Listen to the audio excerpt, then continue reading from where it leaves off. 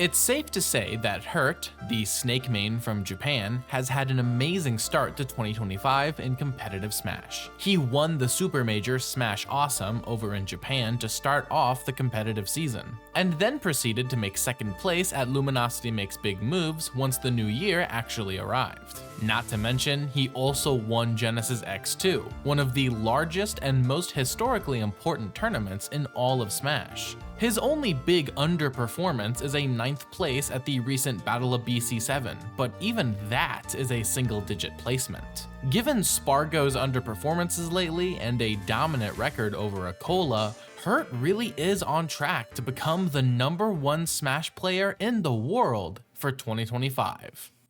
That is, until it all got ripped away.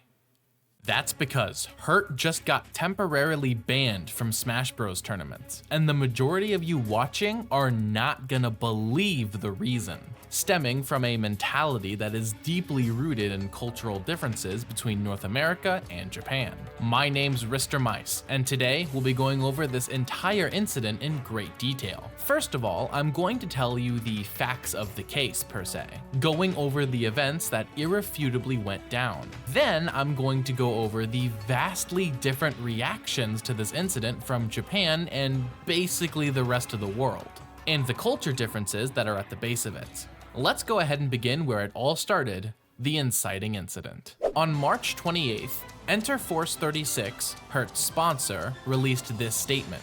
Here's the TLDR of a rough translation. The org starts off by apologizing to, quote, fans, stakeholders, and partner companies regarding their player Hurt. The statement points to a post on Twitter the day before, which showcased a clip from a stream that Hurt did on YouTube on March 6th, which showed Hurt using a, quote, modified game interface. The org's internal investigation revealed that Hurt had unofficial mods on 2 Nintendo Switch systems, but that Hurt said he only used it in private practice sessions, not in online competition. But the org maintained that streaming with these mods in use was misleading to viewers and therefore still a violation. This post also includes a statement from Hurt himself, in which he apologizes for committing a, quote, serious violation, and that he was taking a 2-month break from competition to reflect on his actions. So now that we've read what Hurt and his sponsor had to say about this,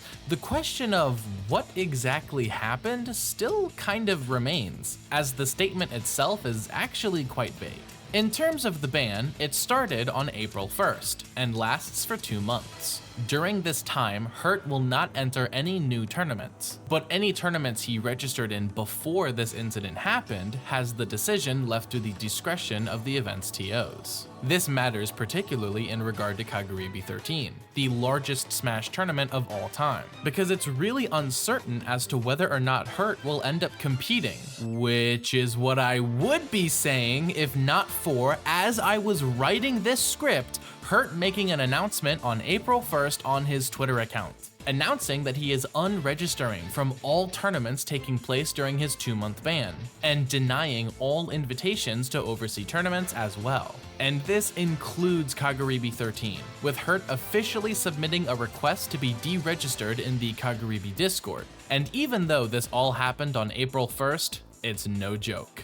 Since Hurt isn't competing at the largest tournament of all time, as well as many other majors that might take place during this 2-month period, there's a serious chance that Hurt loses his shot at #1 in the world, especially if one of his runner-ups, particularly Acola, starts dominating again in his absence. Not to mention, since Hurt won't be playing at all over these 2 months, even when he does come back, he'll be playing catch-up with every other competitor. So there's quite literally no guarantee that he'll ever get another chance at #1 in the world again, after having fallen behind the rest of the competition. Needless to say, losing your opportunity to be the best Smash player in the world and to attend the largest Smash tournament of all time is insanely depressing.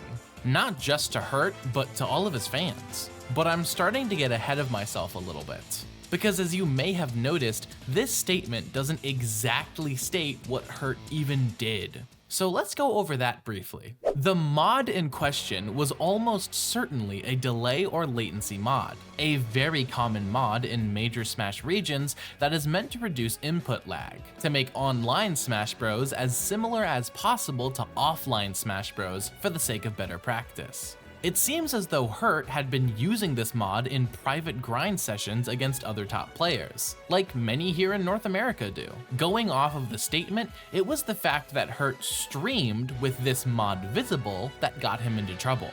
And it's unclear whether Hurt was going on to Elite Smash or in an online tournament or just playing in an arena. There's also the possibility that Hurt simply forgot to turn the mod off after a practice session and just started streaming with it still on, which is certainly a possibility that sounds likely to me personally. So now we've basically got the facts of the case. To recap, Hurt, accidentally or not, streams while using a delay mod, which results in a temporary ban. Technically self-imposed, but also mostly from his sponsor. There is something to be said, though, about Nintendo's role in all of this. As some people have pointed out, if Hurt's sponsor had done nothing, there is the chance that Nintendo would have taken action instead, which would have been worse for everyone. While I agree that Nintendo taking action is the worst outcome no matter how you look at it, we're starting to speak in hypotheticals, since there wasn't any proven indication that Nintendo noticed or even would have done anything had they noticed. But this is not really the end of the video, because if that's all there was to this story, I wouldn't find it very interesting. We here at LG Smash are much more than just a news channel after all. What I found more interesting than the ban itself was the reactions to it from Japan versus basically every other major Smash region, namely Europe and North America. And so we'll be spending the rest of this video going over this difference and the culture differences that caused it. While I was recounting the ban itself, I'm willing to bet that a lot of you watching this right now thought to yourselves, wait, that's it? That's not ban-worthy at all. And you're certainly not alone in that line of thinking. Many people in the Smash community have been voicing that exact opinion. Though with everything I'm gonna go over in this half of the video, it's worth noting that there are exceptions. There are North American competitors who feel like a ban here is perfectly fine, and there are Japanese competitors who feel like a ban is outrageous. But those are the minority voices in both groups, so I'm mostly going to focus on the group consensus here. When taking a look over at Japan, it seems as though most people over there not only think a ban is justified, but that it didn't go far enough. I've seen a lot of people advocating for Hurt to be permanently banned, calling delay mods like these cheating, akin to aimbot in a first-person shooter. But why is there such a big difference in the general consensus among the NA and Japanese communities? Why does one think a ban is unthinkable, but the other thinks it's only natural? There are a few reasons, but it all stems down to one thing, as it often does with Smash: Nintendo. It's pretty safe to say that Nintendo has a rocky history with the North American Smash community. It's hardly worth mentioning how they've tried to shut us down constantly with cease and desists or other legal action. And even when they're not actively trying to kill the competitive scene, their rules often hamper what the community wants to do. For example, renaming several tournaments. Super Smash Con became Supernova, Smash Factor became S Factor, so on and so forth, all because of Nintendo. And so we get a very rocky and sometimes hostile relationship, and what do we receive in return? A bad online experience. For a lot of competitors, this is absolutely ludicrous. And the use of online mods like the delay mod is not only seen as perfectly acceptable to make up for the bad online, but sometimes seen as necessary, lest online be so different to offline that it's basically a different game. In the minds of most of the world, if Nintendo hadn't wanted us to do this, they should have just made a good game to begin with. Japan, on the contrary, hasn't had as much of a hostile history with Nintendo, and things are quite different over there. We all know that Japan doesn't have any prize pools because of strict gambling laws, meaning that anyone who plays Smash competitively is doing so out of pure love for the game. Exactly the way it is. Nintendo says that the creation or use of mods isn't allowed for their games, so Japan doesn't do it at all. And if you do, it's considered cheating, or heck, even something worse like breaking a contract or committing a crime. Over there in Japan, Nintendo is the one who gave them the game that they love so much. So whatever Nintendo says goes. Many in Japan see NA's outrage at Hertz ban as stupid, saying things along the lines of, how can North America not even follow a single rule and be expected to be treated like a real esports? And I've seen other tweets calling us a lawless land, and that it's no wonder we support this behavior because North America is the land of crime lovers. That bit of rhetoric is certainly more extreme than the average Japanese competitor, but I think it serves to paint the proper picture of the Japanese attitude. I just so happened to make a tweet on my Twitter account on this issue that, let's just say, blew up just a little bit. And many of the responses to my tweet here came from the Japanese community, giving me a golden opportunity to actually start a dialogue about this issue specifically for this video. In my conversations with Japanese members of the community, I brought up the rocky history and bad online as the reasons why people use these mods. And the Japanese competitors would always say the same thing in response. If that really is the case, then why don't you just stop playing Smash Bros? If you really think the online is bad and you really don't have any respect for Nintendo, stop playing their game. To be truthful, I didn't really have a good answer to that. After all, we all have that guy in our local scene who constantly talks about how this game sucks and they're gonna stop playing the game because they hate it, only to show up again next week, and the week after that, and the week after that, and so on and so forth. But regardless of my inability to explain why, it is what it is. Most people who compete in Smash Bros here in North America often hate certain parts about the game, if not just the game itself. And one of the most common things to hate about Smash Ultimate is the online. For us here in North America, we are far less inclined to listen to Uncle Nintendo telling us to just be good little children and don't use any mods. This could just be from our rocky history, but it could also be the fact that North America, particularly the USA, has a very stick-it-to-the-man attitude. Rebelling against authority is kind of part of our culture, whereas it is certainly not in Japanese culture. Seriously, Google the process of quitting your job in Japan, and you'll kinda get a grasp on what I'm talking about. Anyways, there's one more difference I noticed between NA and Japanese communities that contributes to this massive divide. And that difference is how owning video games is seen. In America particularly, if you buy a game, the American consumer believes that they own that game. It's their property now because they purchased it. And if they want to change it in a way that pleases them, that's their right to do so, because they legally purchased the game. This applies more so to single-player games, but you see it manifest in Smash Ultimate through things like cosmetic mods, something that tons of players use, perhaps even more so than the delay mod. Throughout my talks with Japanese Smashers though, I noticed that many of them treated playing Smash as a sort of contract. You pay an entry fee and in return, obtain the privilege to play Super Smash Bros. Ultimate. This is why Japanese players rarely have cosmetic mods, and even have a history of attacking North American modifications. Take Slippy, for example. AMSA actually got quite a lot of heat from the Japanese community back in the day for using Slippy, the online melee mod, because it was made by someone other than Nintendo. There's also the case of Project M or HDR, both of which have received great amounts of backlash from Japanese competitors for the same reasons.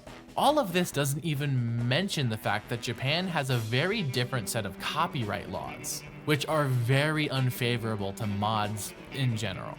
Anyways, to recap this portion really quickly, in America, the online sucks, Nintendo is far from our friend, we love to rebel against what authority tells us to do, and the attitude towards owning games is much more consumer focused. In Japan, the online is far better. They have a much closer relationship to Nintendo, feeling a sense of debt or gratitude towards them for making the game they love so much. Adhering to authority is as natural as breathing air, and buying games is more like an access pass rather than obtaining a piece of property. Now, I should take another chance to point out that, like in all things, there is nuance here. There are people on both sides of this argument that feel differently, and no one generalization can ever cover all people in a culture. That's kind of why it's called a generalization, you know? And for what it's worth, the delay mod isn't exactly standard practice in America. Top players use it for practice, yeah, but I'm pretty sure most people over here agree that using it online, like in Elite Smash, isn't a good thing, because your opponent is at an inherent disadvantage. And there are tons of online tournaments which don't allow the delay mod, where using it can get you DQ'd or banned.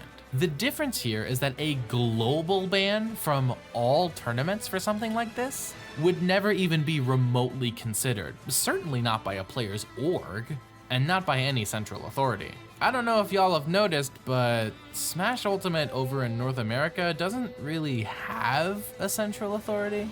In Japan, Nintendo is much more of a presence on the mind of organizations and competitors, who tend to act in Nintendo's best interest when it comes to decisions like this. North American orgs, it's safe to say, don't do that nearly as much, and Nintendo is much less of a looming presence over here. You think I'd even be making this video if that wasn't the case?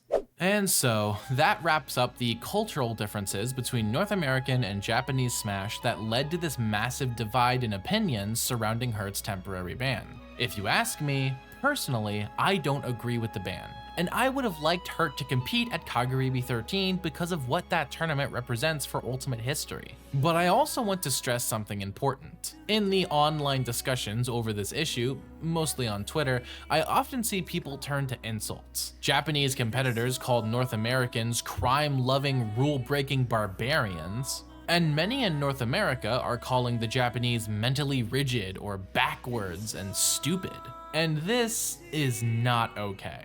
No matter how you feel about this issue, going after each other is not the way forward. If anything, attacking the community that is in control of Hurt's ban is going to do nothing to unban him. Instead, the two communities should work together towards a mutual understanding and agreement, like I tried to when I had so many discussions with Japanese members of the community. Please take part in the conversation if you'd like, and let me know down in the comments below if you agree or disagree with Hurt's ban and why. But remember everyone, when it comes to issues like this, no culture is better or worse than the other. They're just different. And with that, dear viewers, I've been Mr. Mice, and thank you all so very much for watching.